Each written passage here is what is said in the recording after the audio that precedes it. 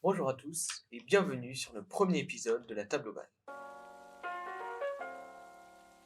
Alors la table ovale, c'est avant tout un projet de discussion où les jeunes peuvent enfin discuter donc de sujets qui sont parfois tabous, sur lesquels ils n'ont pas vraiment la chance de s'exprimer. Parfois en débattant, en exprimant nos désaccords de façon respectueuse, mais enfin pour dire ce qui n'est pas dit. Notre premier thème aujourd'hui sera l'éducation. L'éducation au XXIe siècle. Que se passe-t-il? Que faut-il faire? Alors nous allons commencer avec une présentation de chaque intervenant et leur thème. Alors premièrement, nous aurons Jean-Alexandre qui nous parlera de la culture. Puis ensuite Mélina qui nous parlera de politique. Et Nola qui se chargera de la psychologie. Et finalement Alban qui nous parlera de la famille. Alors on va commencer maintenant cette fois avec votre présentation individuelle. Qu'est-ce que vous allez dire ce soir? De quoi parlez-vous concrètement? Alors Jean-Alexandre. Donc je vais évoquer la culture, la religion, l'acceptation de tous dans l'éducation de nos jours, dans l'éducation actuelle. Est-ce que les religions entremêlées sont néfastes à la bonne éducation? On va prendre comme appui l'exemple choquant de Samuel Paty, qui était un professeur décapité. Je pense que cet événement a marqué la France entière.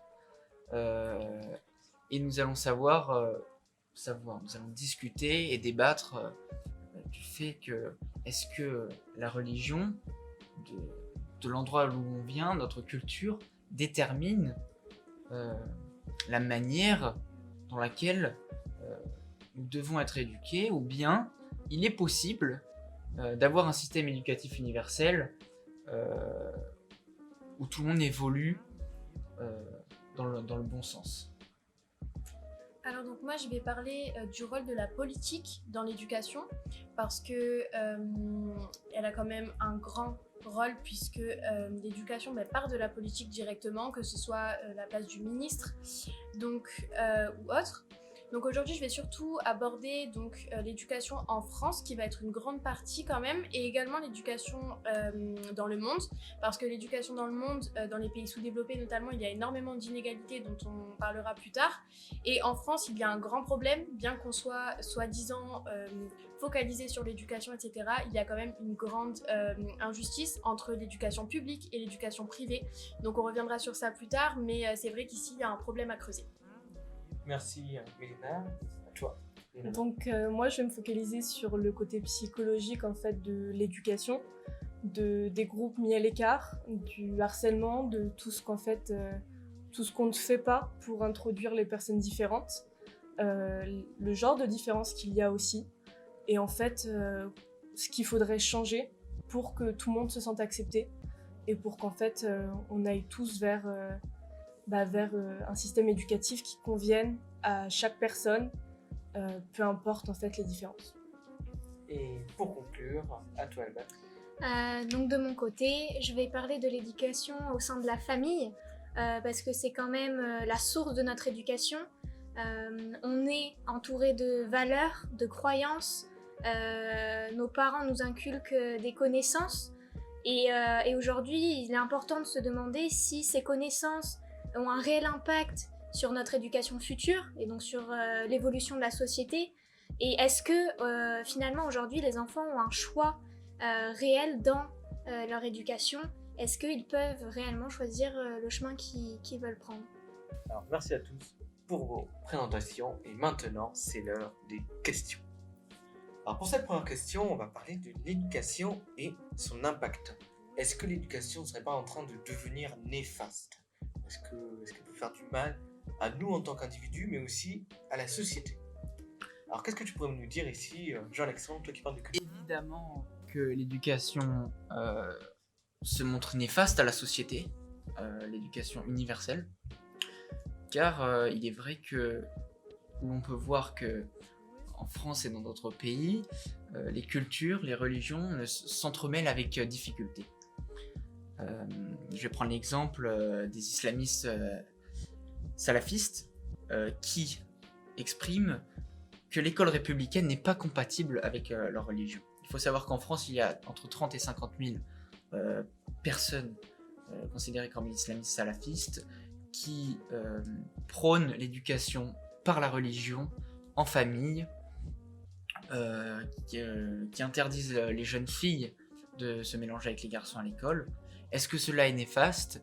Cela dépend de la définition que nous avons de l'éducation, car il y a différents types d'éducation, différents points de vue. Le mélange est-il possible ? Peut-être, grâce aux familles, grâce à la psychologie, grâce à des mesures mises en place par la politique, et une prise en charge de l'enfant dès la naissance sur l'acceptation de tous. C'est évidemment un travail qu'il faut faire et qui est indispensable pour la bonne évolution de la société. Mais ce n'est malheureusement pas encore le cas au XXIe siècle. Et est-ce que les gens dans leur famille sont prêts à changer, Alban ? Alors, c'est très intéressant parce que, comme je disais tout à l'heure, l'éducation au sein de la famille est vraiment la source de l'évolution d'un enfant. Donc il faut savoir que du moment que les parents inculquent des croyances, certaines valeurs sur le monde, l'enfant va c'est souvent comme ça, l'enfant va prendre exemple sur les parents, et ce que les parents vont dire vont être finalement la seule vérité. Et ça, c'est très compliqué par la suite à faire évoluer. Donc souvent, on se retrouve du coup avec des enfants à l'école qui ont des points de vue très extrêmes, qui du coup n'arrivent pas à accepter la différence. Ils restent coincés sur des croyances que les parents ont inculquées, que la famille en général a inculquées, et du coup, ils n'ont pas une vision du monde très élargie. Et donc dans ces cas-là, on commence à avoir des problèmes, que ça soit sur l'acceptation de la différence niveau psychologique, niveau sensibilité, niveau culture. C'est vraiment, je pense que ça part de là, ça part de la famille, ça part des parents et de ce qu'on nous inculque dès notre dès notre naissance en fait. Donc voilà. Oui, parce que c'est vrai, parce que justement, en fait, on le voit, quand les gens n'acceptent pas la différence, c'est que souvent, en fait, ça part de la famille. Et en fait, après, c'est par la suite, ces croyances-là, en fait, c'est le système éducatif qui, par la suite, les pousse à continuer dans leur voie. C'est vrai que souvent, ça part de la famille, donc une famille qui est très ouverte sur beaucoup de sujets. Les personnes le seront aussi souvent. Mais c'est vrai que quand la famille est assez fermée sur certains sujets, et ben en fait, le système éducatif va pas les ouvrir sur ce sujet-là. Et donc, en fait, ils vont continuer dans leur... Oui, c'est là on voit que c'est super intéressant quand on réfléchit. Certains enfants qui, à la maison, par exemple, ne sont pas soutenus à l'école, qui ont des problèmes familiaux assez compliqués, ils arrivent à l'école et si même au sein d'une école, que ça soit publique, que ça soit privé, au sein d'une éducation qui est censée aider l'enfant à se développer dans le bon sens et avoir un développement personnel positif, si même au sein de cette école il n'est pas soutenu, dans ces cas-là ça devient très compliqué. Donc c'est vraiment important de prendre les deux points. Alors oui, ça commence de la famille, mais par contre je pense qu'il y a quand même un espoir, en tout cas je l'espère encore aujourd'hui, qu'il y ait un espoir dans l'enseignement, chez les profs, que ces enfants-là et ces élèves ont encore une chance de se développer vers un futur qui soit plus propice et dans l'acceptation de tous, qui ferait du coup évoluer notre société. Évidemment, mais aujourd'hui en 2021, l'acceptation de tous, ce n'est pas le cas. Et j'ai une question pour Enola, c'est comment un enfant qui se retrouve sous l'emprise de sa famille, sous l'emprise de ses parents, sous l'emprise de sa religion, par exemple, peu importe de quelle religion sous laquelle l'enfant est né, est-ce que psychologiquement, par exemple pour une fille, le fait de devoir rester à la maison, être vouée à certaines tâches et de ne pas pouvoir fréquenter les garçons et de ne pas pouvoir avoir accès à l'éducation, est-ce que c'est néfaste psychologiquement pour tout être humain ? Il y a tellement de choses qui sont néfastes psychologiquement qui viennent des familles. Mais c'est vrai que sur ce niveau-là, en fait, ce qu'il y a, c'est que le système éducatif ne peut pas changer grand-chose sur ce que nos parents nous ont inculqué, parce que souvent, en fait, si les parents le disent, c'est vrai. Et souvent, il n'y a pas, en fait, il y a pas cette pensée de se dire « Ah, mais si !» C'est pour ça qu'en fait, là, c'est plus à l'école de nous apprendre, en fait, à nous poser la question et nous poser les bonnes questions. Devrons-nous éduquer les parents ? Non, mais justement, faire en sorte que les enfants puissent se poser les bonnes questions pour que eux puissent s'épanouir dans quelque chose qui leur plaise. C'est-à-dire qu'on peut pas dire tes parents ils ont tort, mais par contre on peut dire voilà comment tu peux voir les choses différemment. Mais comment se poser les bonnes questions lorsqu'on est sous l'emprise familiale et qu'on nous, est voué à certaines obligations ? Nous on peut pas, mais c'est pour ça que quelqu'un peut venir et t'aider vers ce chemin-là. C'est-à-dire qu'il y a l'État Les peut-être, professeurs. les qui professeurs. n'est pas là. Et ben c'est ça le problème justement, c'est que c'est le rôle entre guillemets des professeurs, mais c'est pas forcément de leur faute non plus, pas forcément dans tous les cas leur faute, s'ils ne peuvent pas enseigner ou apprendre forcément des choses utiles pour les enfants. Enfin moi je vois qu'aujourd'hui il y a un réel problème, en tout cas dans le système français notamment, du programme français, du programme scolaire, il est beaucoup trop surchargé.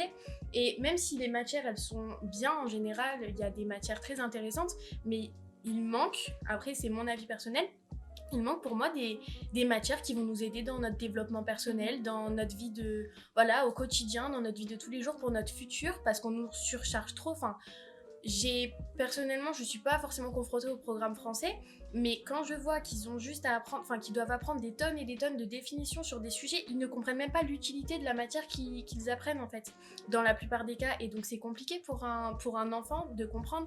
Et comme disait Nola tout à l'heure, on parle en fait d'une normalité, c'est devenu une normalité, et c'est là on voit pas du coup cette adaptation de l'enseignement aux différences de chaque élève.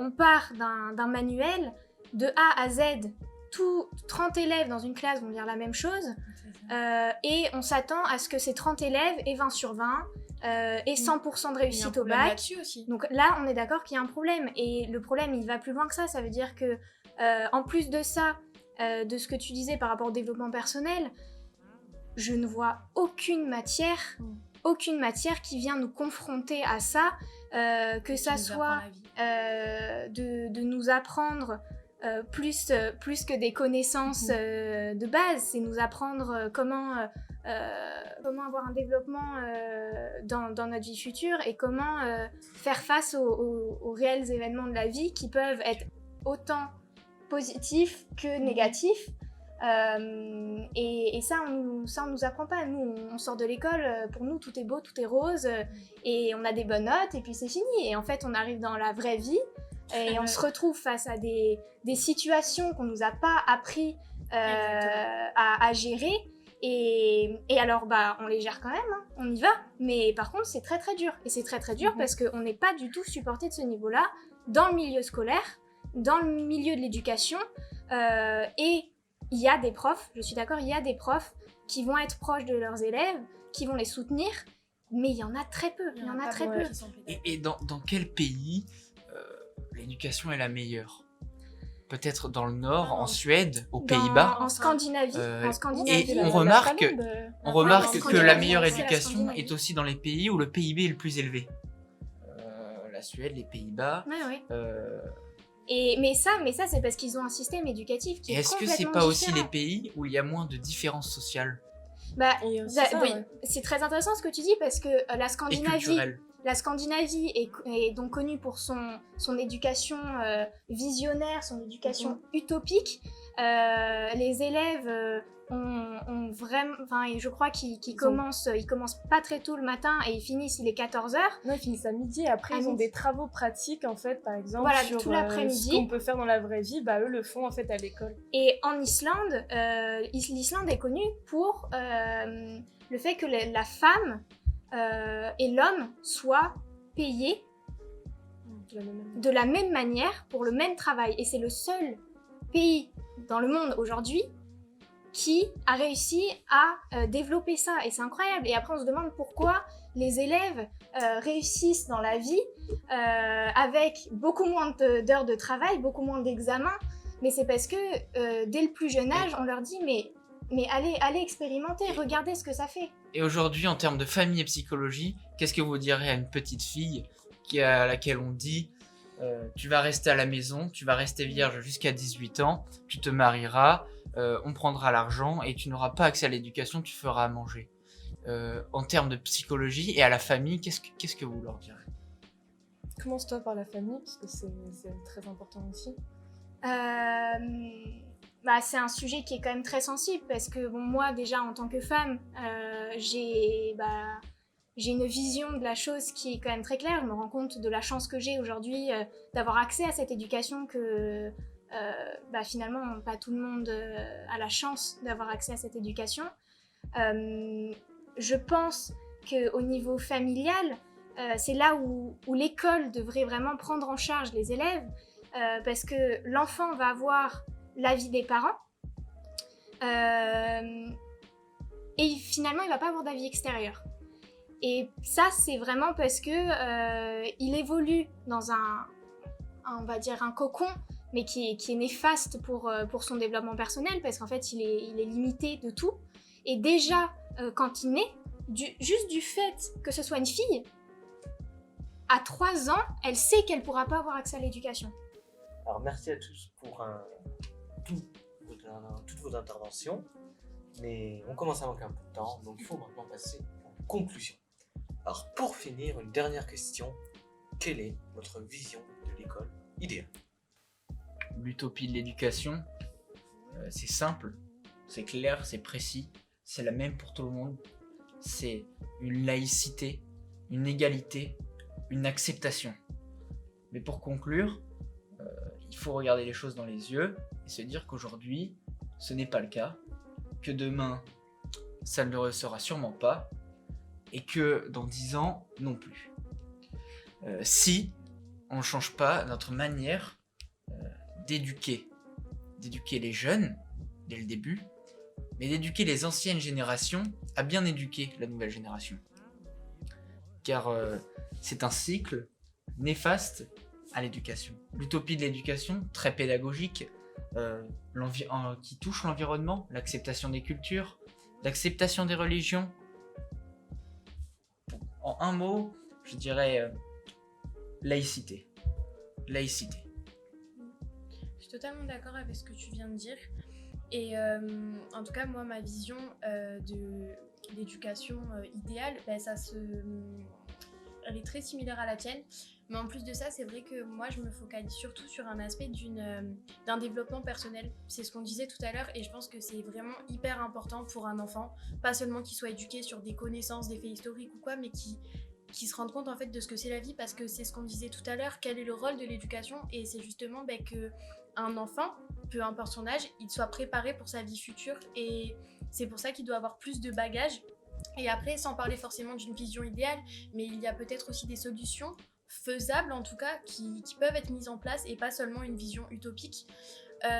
Donc pour les solutions, si par exemple juste rapidement je prends l'exemple de la France, peut-être qu'il pourrait faire une réforme du programme français en tout cas, donc garder les mêmes matières et les mêmes sujets, mais en les rendant peut-être plus intéressants et plus utiles, pas forcément donner des définitions, mais en fait juste faire en sorte que les élèves comprennent réellement pourquoi ils utilisent. Par l'expérience. Exactement, qu'ils étudient la matière et qu'ils arrivent à lier tout ça à des expériences personnelles et à l'utilité réellement que ça va avoir dans leur vie. Parce que c'est ce qui manque, c'est l'expérience. Totalement. C'est-à-dire qu'on nous apprend pendant 18 ans, on nous dit tiens, apprends ça, ça, ça, et finalement on n'expérimente rien. Donc ouais, je pense qu'une vision de l'éducation entre guillemets parfaite, ce serait d'avoir cet accès-là à l'expérimentation, le développement personnel, et en fait prendre en compte le mental aussi beaucoup dans l'éducation. Je suis d'accord avec tout ce que vous avez dit. Pour moi, être assis pendant 7 heures sur une chaise de nos 4 ans à nos 18 ans, c'est impensable. Ici, je pense qu'on a tous eu ça, et je trouve ça incroyable qu'on demande que ça soit un enfant de 4 ans ou même quelqu'un de 18 ans de rester assis sur une chaise pendant 7 heures. C'est pas possible. Et aujourd'hui, on le voit, nous, dans les matières qu'on étudie, on ne peut pas comprendre une matière, on ne peut pas comprendre un concept si on ne le met pas en place dans la vraie vie, si on ne le met pas en place réellement, parce que du moment qu'on sera sorti de ce système-là, la seule chose vraiment qui va compter, c'est le concret. C'est qu'on va mettre en place ce genre de choses. Et alors, oui, on va peut-être rater certaines fois, mais c'est ça qui va nous faire apprendre. Et justement, l'éducation d'aujourd'hui devrait déjà nous préparer à ça. Et déjà nous préparer aussi au fait que ne pas y arriver du premier coup, bah, c'est pas grave, qu'on peut toujours recommencer et que c'est jamais fini, on peut toujours aller plus loin. Et ça, c'est des limites qu'il faut vraiment exploser parce que elles sont devant nos yeux et on les regarde toute la journée. On est dans notre classe, on regarde le tableau et tout ce qu'on veut, c'est être dehors et c'est pouvoir expérimenter ce genre de choses. Et ça, franchement, je trouve que c'est ce qui nous manque aujourd'hui. L'éducation, c'est plus qu'une salle, c'est plus qu'un prof, c'est plus qu'un élève. L'éducation, c'est la vie, tout simplement. Et sauf que pour apprendre la vie, il faut y aller et il faut vraiment oser expérimenter, quoi. Voilà. Clairement, ce qu'on voit, c'est qu'il faut pouvoir mettre en avant l'élève, un peu plus de pratique. Et clairement, ce n'est pas facile du tout. Alors merci beaucoup, merci à vous pour vos propos qui ont été très intéressants. Alors c'est la fin de cette émission. Merci à vous cette fois de l'avoir visionné. Et nous espérons vous revoir très bientôt pour un prochain épisode.